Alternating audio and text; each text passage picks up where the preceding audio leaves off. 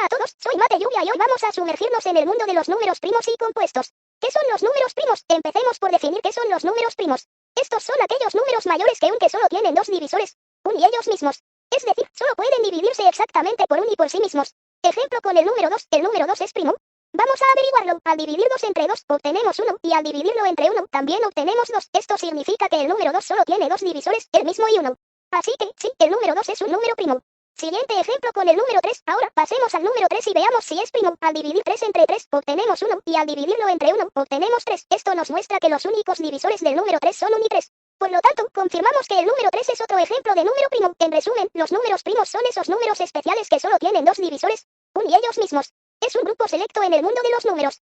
Ahora veamos qué son los números compuestos. Los números compuestos son aquellos que son mayores aún y tienen más de dos divisores, es decir, tienen divisores adicionales además de un y ellos mismos. Ejemplo con el número 4, tomemos el número 4 como ejemplo.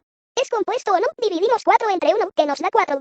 También lo dividimos entre 2, obteniendo 2. Y finalmente, lo dividimos entre 4, resultando en 1. Al tener tres soluciones diferentes, vemos que tiene más de dos divisores y además es divisible por 1 y por sí mismo. Por lo tanto, en este caso, el número 4 es un número compuesto y sus divisores son 1, 2 y 4. Ya que cumplió con lo dicho en el enunciado. Siguiente ejemplo con el número 9. Ahora pasemos al número 9 y veamos si es compuesto. Dividimos 9 entre 1, que nos da 9. Luego lo dividimos entre 3, obteniendo 3. Y finalmente, lo dividimos entre 9, resultando en 1. De nuevo, al tener tres soluciones diferentes, vemos que el número 9 tiene más de dos divisores y también es divisible por 1 y por sí mismo. Por lo tanto, en este caso, el número 9 también es un número compuesto y sus divisores son 1, 3 y 9. En conclusión, los números compuestos son aquellos mayores, aunque tienen más de dos divisores, además de ser divisibles por 1 y por sí mismos. Vamos a realizar ejercicios de práctica para adentrarnos más en el tema de los números primos. Los números primos son aquellos que solo pueden dividirse por 1 y por sí mismos, lo que los convierte en números solitarios en el mundo de las matemáticas. Imagina que tienes una caja llena de números y quieres organizarlos en grupos especiales. En el grupo A, al que llamaremos los solitarios, solo ingresarán aquellos que no tengan compañeros con los que puedan formar parejas o grupos más grandes. Es decir, estos son los números que solo tienen dos divisores, un y ellos mismos. Por ejemplo, el 2, el 3, el 5, el 7, el 11, el 13, el 17 y así sucesivamente son ejemplos de números primos. Cuando dividimos estos números, obtenemos como resultado únicamente un y el número en sí mismo.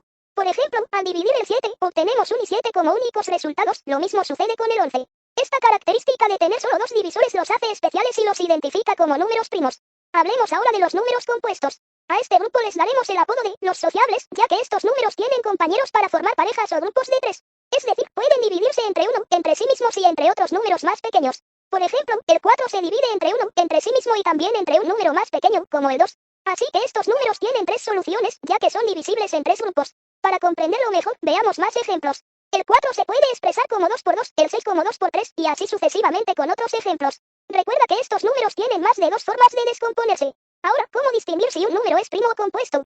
Para ello, aplicaremos la prueba de división. Tomemos el ejemplo del número 20. Intentamos dividirlo y comprobamos si es divisible por 2, 3, 5, 7 y así sucesivamente. En el caso del 20, es posible dividirlo por 2, 4 y 5. Por lo tanto, es un número compuesto. En cambio, si un número solo se divide por uno por sí mismo, como el número 3, que solo tiene dos soluciones, entonces es un número primo. Y eso es todo. Espero haberte ayudado a entender sobre este tema. Si es así, suscríbete a mi canal y nos vemos en una próxima oportunidad. Adiós.